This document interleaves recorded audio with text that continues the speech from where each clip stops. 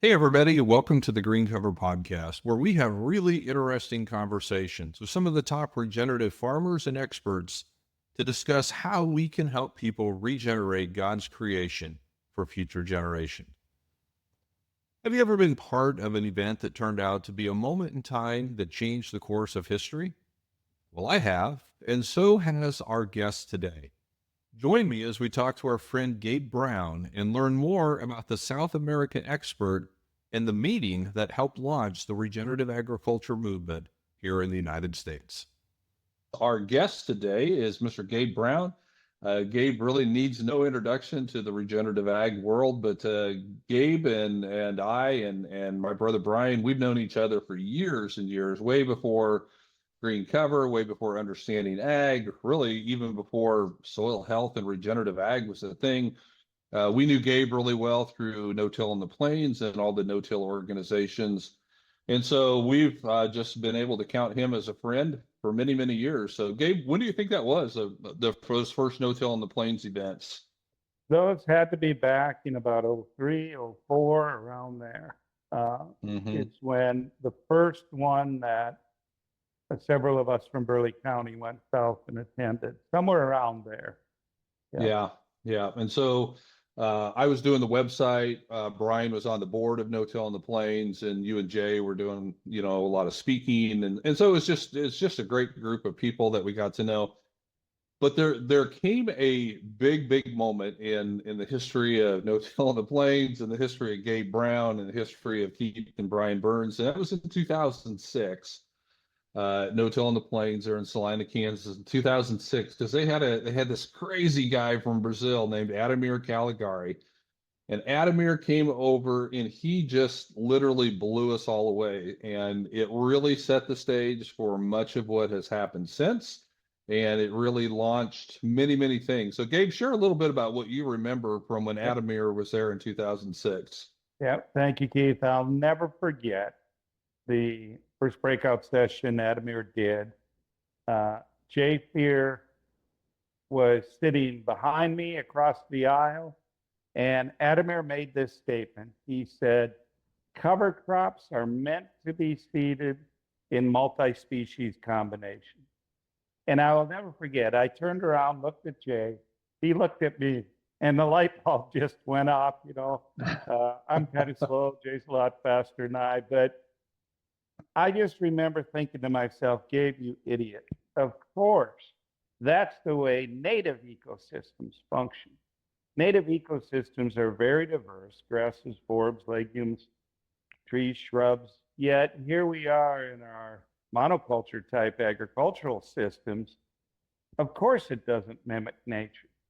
And at that time, Keith, I was probably at least 10 years into cover crops, and I was seeding like 3 species in combination, and people thought I was crazy. But you get Ademir showing these graphs how you need 7 or 10 species to really see the benefits, and it just made so much sense to us that we knew right then and there that we need to explore this much more in depth. Yeah, and so when Ademir came over, and so Ademir, I think he worked for like a government research organization or something at the time there in Brazil, and he was just showing pictures and telling stories of how these Brazilian farmers were using cover crops, and they were getting this massive growth of biomass, and the cattle were just doing incredible, and the amount of nutrient cycling they were getting was just, it was almost unbelievable. And granted, Brazil has a different climate and everything, but yeah, like you guys, it just resonated because we can look at what God created and just go, well, duh, that's exactly what it was. There was another thing Ademir said that day that has stuck in my mind ever since. He said that he had worked in over 60 different countries helping farmers implement cover crop strategy. And I'm going, okay, if he would have told me 6 countries, I would have been sold. But when he told me 60, I'm going, yeah, it'll work anywhere. And it just made sense because it was following nature's principle. It was following what God created. And that's what the thing that I remember him saying is, this will work everywhere. It will work, in areas that get 3 inches of rain and areas that get 60 inches of rain. And I think that we were kind of skeptical, of, oh yeah, sure, Adamir, because Brazil, they're more on the 60 inches of rain than the 3 inches of rain.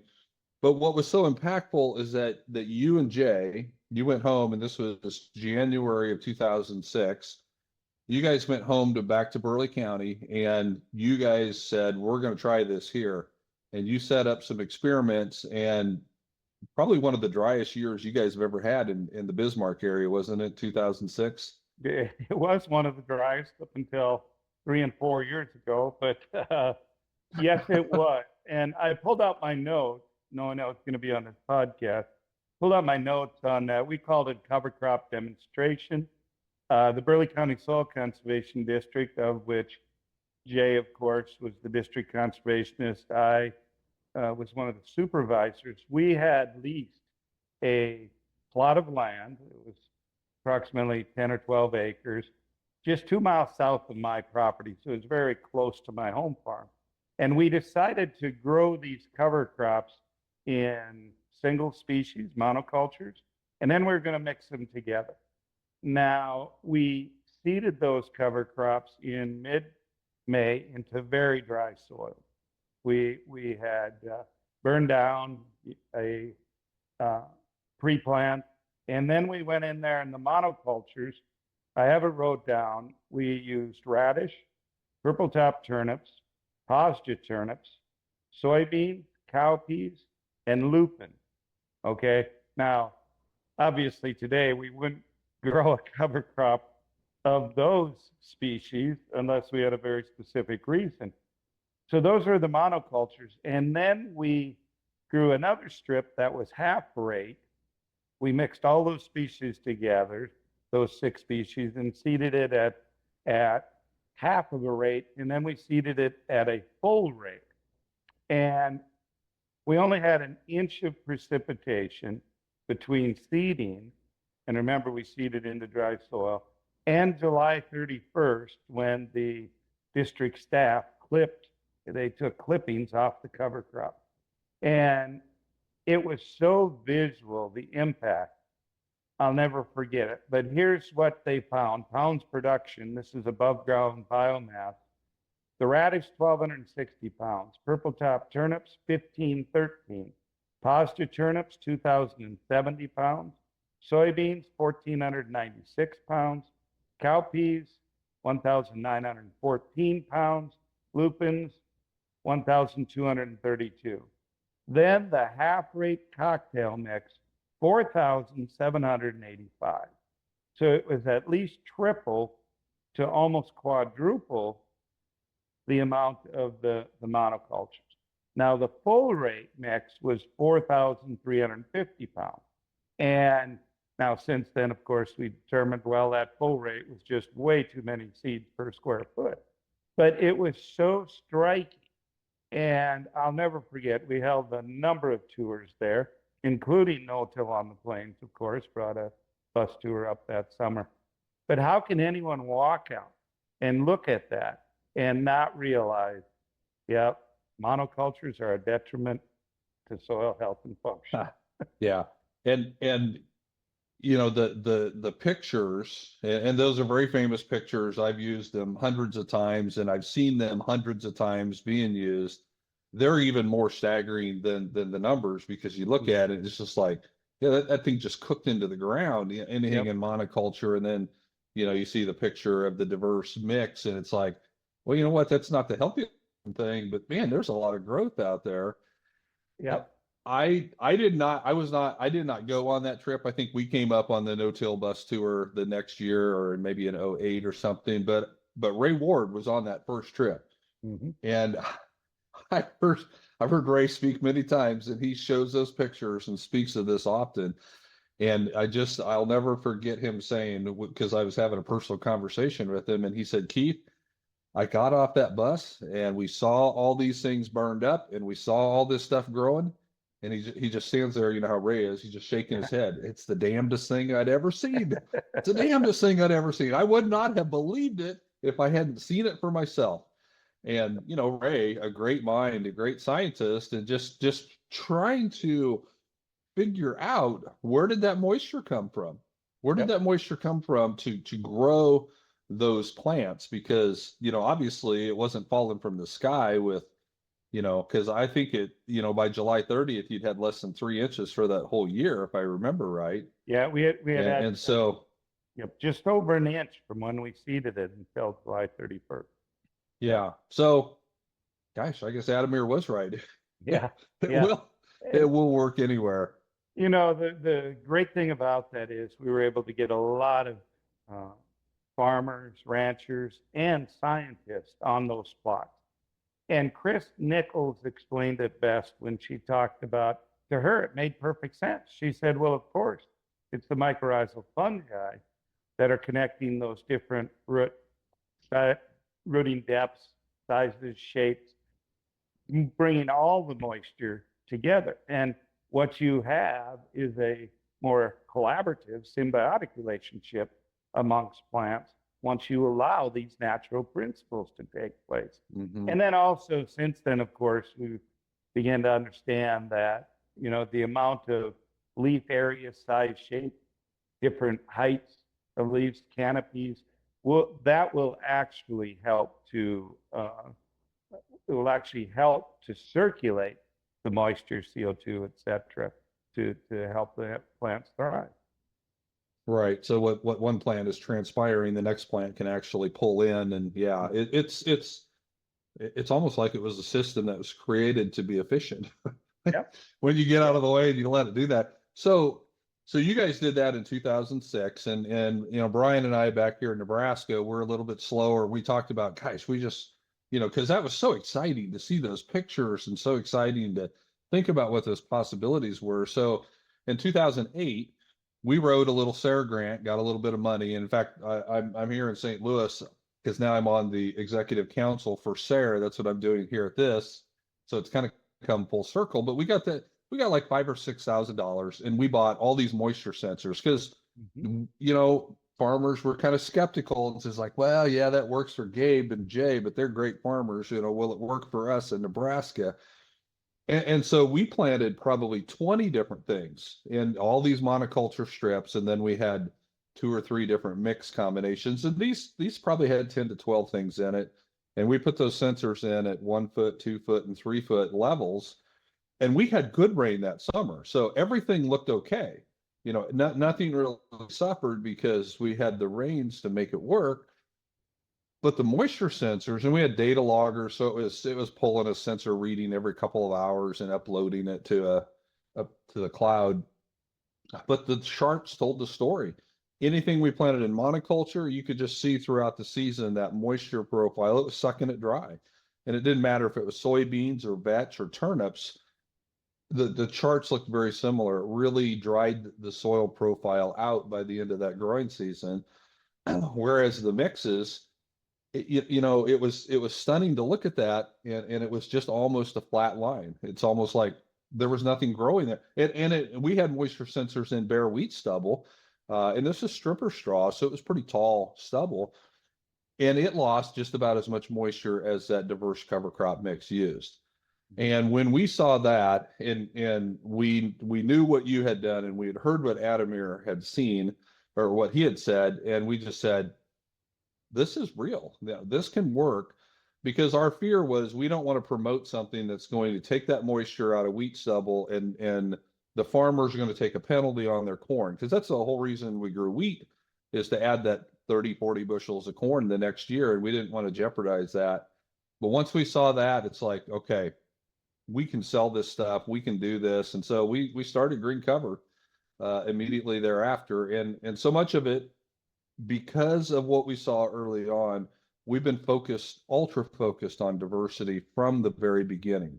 And because, again, like you said, once you see that, and then you go, oh yeah, well, that's the way God created things.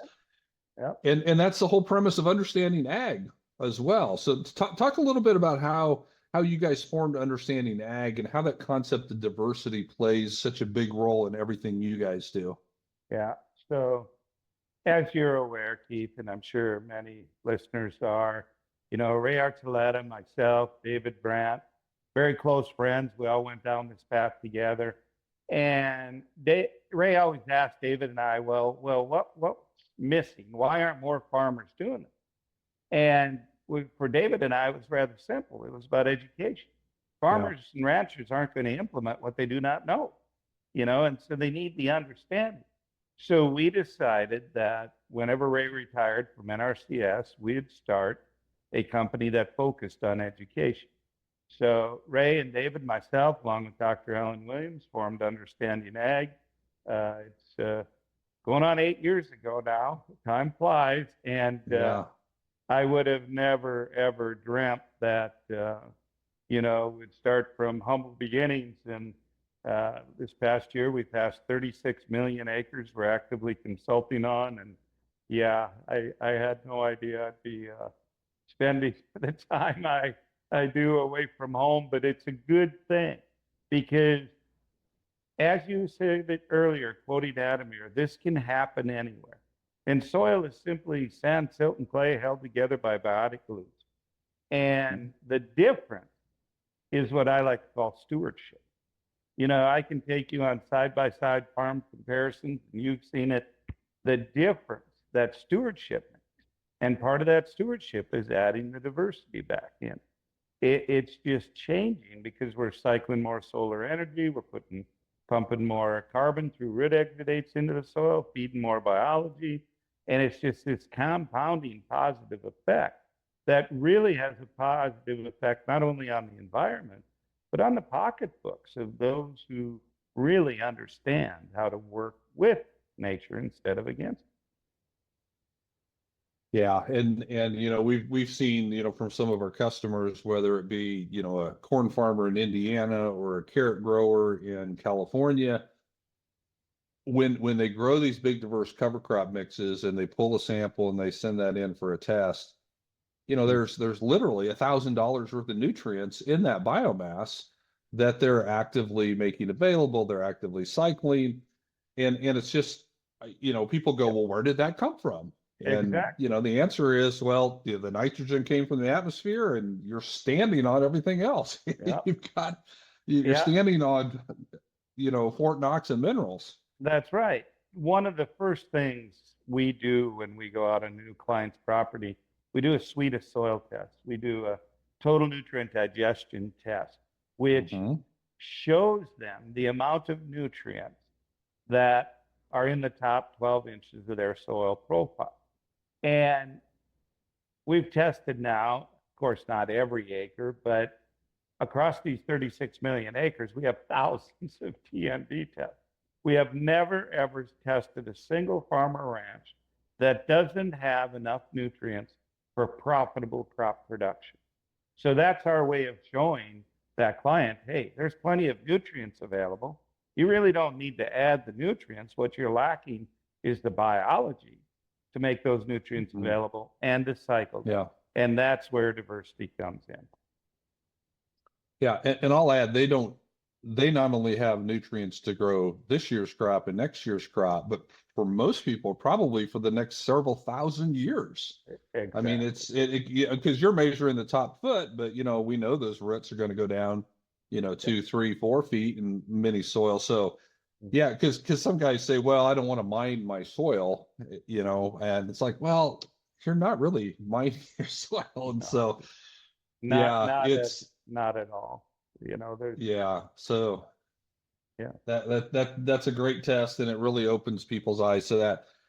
And one of the things, back in 2008 when we did our experiments and we saw the power of the diversity of the plant, but we did not understand that was only part of the equation. We could see that. We couldn't see where the magic was really happening, and that was in that rhizosphere, with all of the biology and the diversity of the plants were leading to the diversity of the biology. And we just had no understanding of that at that time. And I still feel like we have, very little understanding. Yeah. But, and the ability, we've grown a lot in our understanding of how to build a soil aggregate and the importance of mycorrhizal fungi and those biotic glues from that diverse biology. Mm-hmm. And with many others, I don't want to, I'll miss names, Joe Clapperton, Christine Jones, Dr. Chris Nichols, etc. We help to understand, to be taught some of that, and we're beginning to understand it. Now, to me, Keith, the next frontier that we're really going down the path is, what is this doing to the phytochemical compounds in what we're producing? And this, to me, is one of the most exciting things. What we're finding, as we increase diversity, we're going to increase the diversity of microbiology in the soil. And that is directly responsible for bringing these phytonutrient compounds to the plant and making them available so that we can grow, doesn't matter, fruits, vegetables, grains, pastured proteins that are truly more diverse in these phytochemical compounds. And that's what drives our gut microbiome. So we can directly relate that then to, the soil health, plant health, animal health, human health connection. I think that's the next frontier, and it all relates back to diversity. Yeah, for sure. And so to that end, because you guys weren't busy enough, you launched another venture called Regenerative, and that's really taking off. We had Christine Root, who is your chief marketing officer. She came to Regenerative Nexus in Scottsdale. She'll be coming to our one in Omaha. And I love the consumer survey that you guys did, and she does a great job presenting that information, because what that shows is not only is it catching on to farmers, but the consumers are starting to get it. Do you want to talk just a little bit about, because you're doing a lot of interaction with consumers and consumer product groups these days. What are you seeing and hearing out there in the industry and on the streets?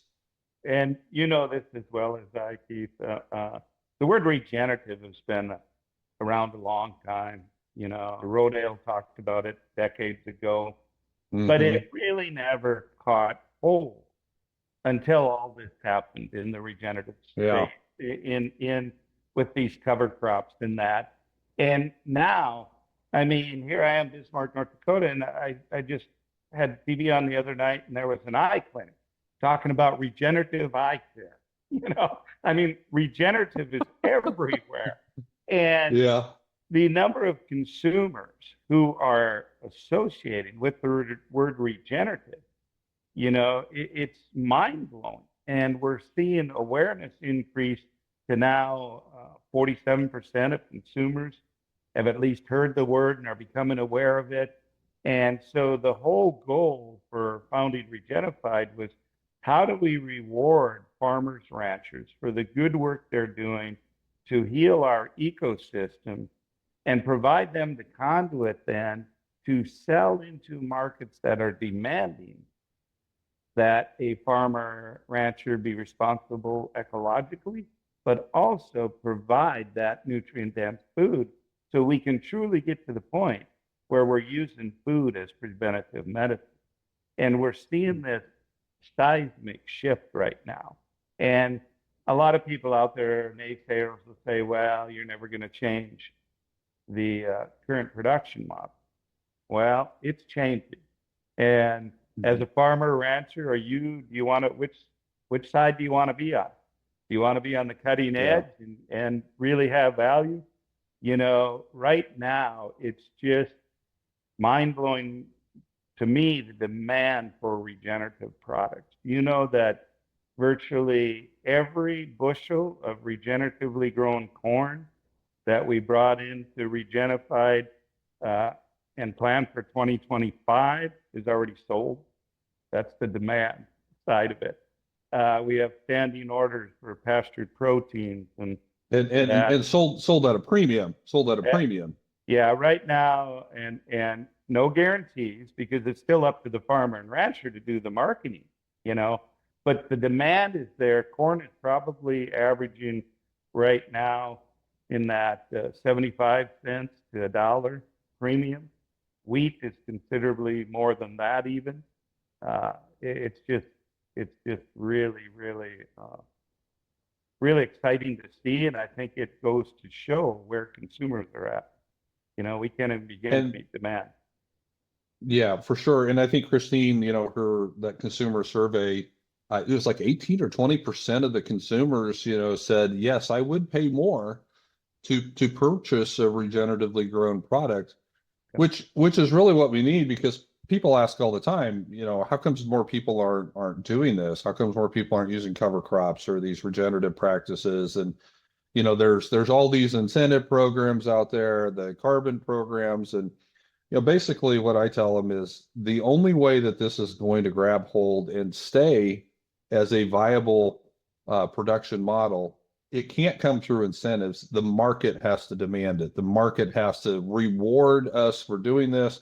It can't be, here's $30 an acre because you sequestered a ton of carbon. Well, that's great. Don't pay me for that. Pay me for the product because it's better. Yep. And that's what you guys are doing. And it's win-win. Realize as we go down the regenerative path, as has been proven, we're able to lower our cost of production because natural nutrient cycle, greater resiliency, water holding capacity, go on and on. So it's a win for the farmers from that standpoint. Then we're seeing the consumers want to source these products for a variety of different reasons. Maybe for the carbon aspect, maybe for water, maybe they want to help revitalize their rural community, whole host of reasons. But above all else shines the nutrient density, and the quality of the food is really driving. So now what we have all of these brands who are saying, hey, we want to take advantage of it. Our surveys show that our customers are looking for it. We better go down this path. So now we have entire brands that are looking to source regeneratively grown and raised products. So now you've completed the entire supply chain. And that's a win-win-win all the way through. Yeah, for sure. And that's where you've been spending a lot of your time, right? Is working with some of these big brands and traveling to the big city. Farmer boy goes to the big town, and how has that been? Well, Alan Williams and I were just talking about this. Since we've started understanding ag, neither of us have spent less than 275 days a year on the road. And last year I was 282 days on the road, 242 flights.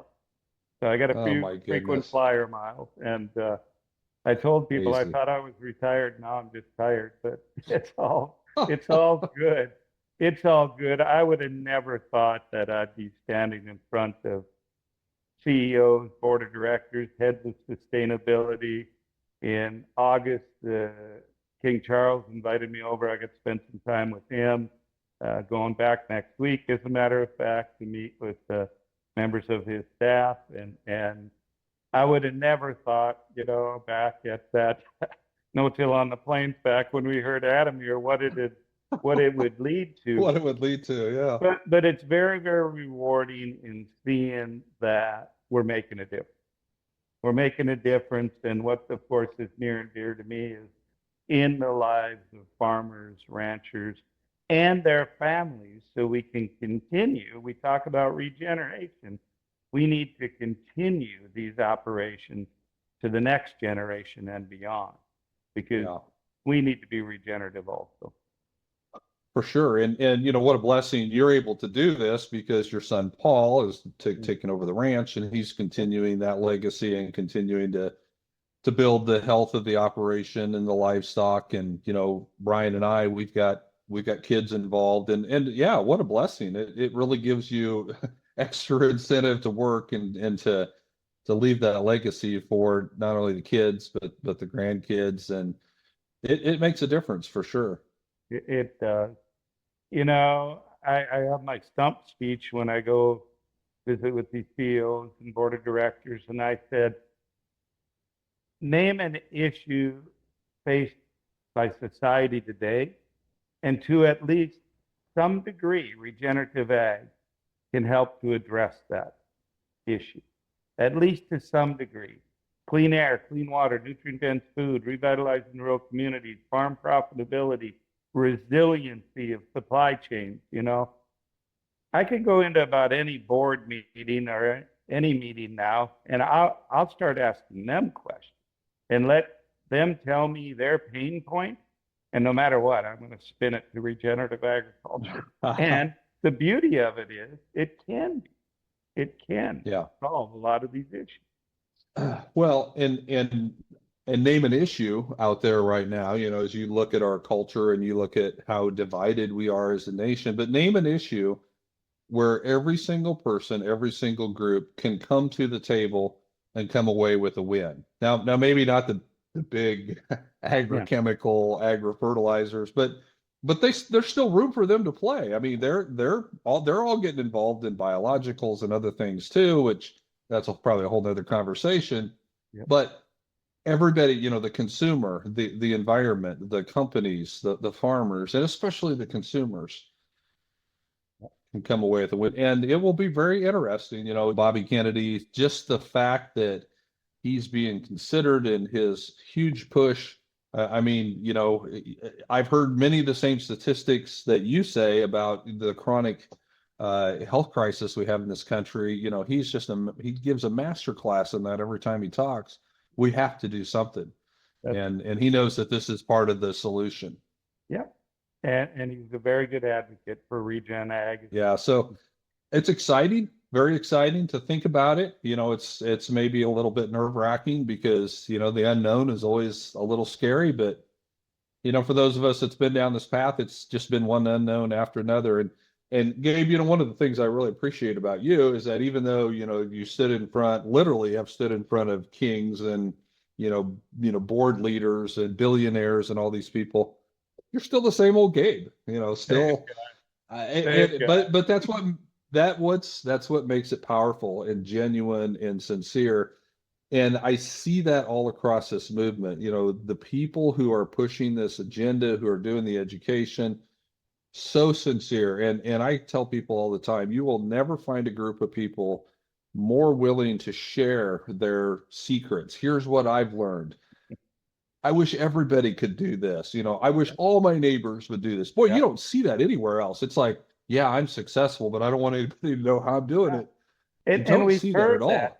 The conventional production model, I'll never forget, I served on many boards over the years, and you'd hear people, oh, I've got my secret. I've got my secret. In regenerative agriculture, there's no secret. I tell people one of the things that I enjoy most about this space is, I can pick up the phone and call people in every state, in most foreign countries, and somebody's willing to talk, and they're willing to share. And I tell people, Gabe Brown's not very smart, but I know a lot of people, and we're going to come up with the answer, and that's just great to be able to find that help because, Keith, you know how it was when we started down this path, man, you felt like you were out on an island. But boy, no more. It's a strong movement, and we're learning more every day. And to be honest with you, that's what's exciting to me. The more I know I don't know. But I want to know, so I keep trying to find out. And there's new tools being developed. There's some exciting things. With some of the DNA sequencing that's helping us take a little peek into what's actually going on so that we can, make additional tweaks and changes. And I know you guys are very active in, the education space. So yeah, like I say, I appreciate what, you and Ray and Dave and Alan did initially there. And, you're continuing to drive that forward. Kind of as we bring this to a close, what would be, a piece of advice that you would give to someone who's maybe just starting down this path or starting down this journey, from your years of experience, your hundreds and hundreds of flights and all that, just what's some good advice for someone starting out? Yeah, find a mentor. In fact, find several of them and surround yourself with like-minded people. One of the things that I really try not to spend, I just don't spend a lot of time with negatively minded people. They got to be positive. They have to be lifelong learners. And being a lifelong learner, I think, is critical to success in any business because, you know, you need to adapt and change. And we're going to learn more and more in this space. And I think it's going to happen at an ever increasing, ever rapid rate. So be a lifelong learner and Yeah. never, one thing that really bothers me is when you can see a field day taking place and pick the topic, and yet you don't get great turnout sometimes at those things. And because, oh, there's always hay to put up, or, you know, the cattle need to be some excuse. Well, boy, I tell you what, the opportunity to learn, never pass that up because it'll return you multiple times over. Yeah, that's great advice. And if you're listening to this and are wondering where can you get started on that, you know, and find a mentor, you know, understanding ag, you know, you guys have, you know, 2-3 day intensive workshops where you really take them through an intense learning experience. So they'll not only learn, but they'll make friends that will last for many, many years. Another option, you know, our Regenerative Nexus summits that we put on, that's intentionally designed. It's not on the field, it's in the classroom, but it's all farmers sharing their experiences, their successes, their failures. And then you get a book that has everybody's name, email, phone number, and their bio. So because we want you to follow up. And the people there want, you know, they welcome those calls. Yeah. And so it's, if you don't have a mentor, it's because you haven't looked very hard at this space. That's right. Because they're out there and there's lots of great people. So just understandinag.com, is that your website? That's right, or soilhealthacademy.org. Either one of Yeah, those. that's right. Soil Health Academy is the Nonprofit. academy side of things. Yep. And then Regenify as well. And you can always call Green Cover. We've got all the contact information. We work with lots and lots of the Understanding Ag representatives all across the country. We'd be happy to help connect you there as well. Well, Gabe, thank you so much, my friend. It's always great to catch up. Seems like a long time ago, but really in the scope of things, we're just getting started. Yeah, all I know is I had a lot more hair back then. That's okay. All right. It's been a really good ride, Keith, and I sure enjoyed being a part of it with you and Brian. Yep. All right. Well, thank you very much. And thank you, everybody, for listening in on the Green Cover Podcast. My brother and I started Green Cover in 2009 because we understand what it's like to be a farmer starting out on the journey to improve soil health. We saw the power of plant and biological diversity on our own farm here in Nebraska, but we found that it was difficult to get the right cover crop seed mix. We also learned that there was a big learning curve in successfully implementing cover crops. That's why we build Green Cover, so that farmers like you can access the highest quality cover crop seed put into the right diverse mixes, along with the technical advice and the educational resources to help you successfully implement cover crops on your own operation. So contact us today and we'll help you with the right cover crop mix for your farm or ranch so you can regenerate your portion of God's creation for future generations.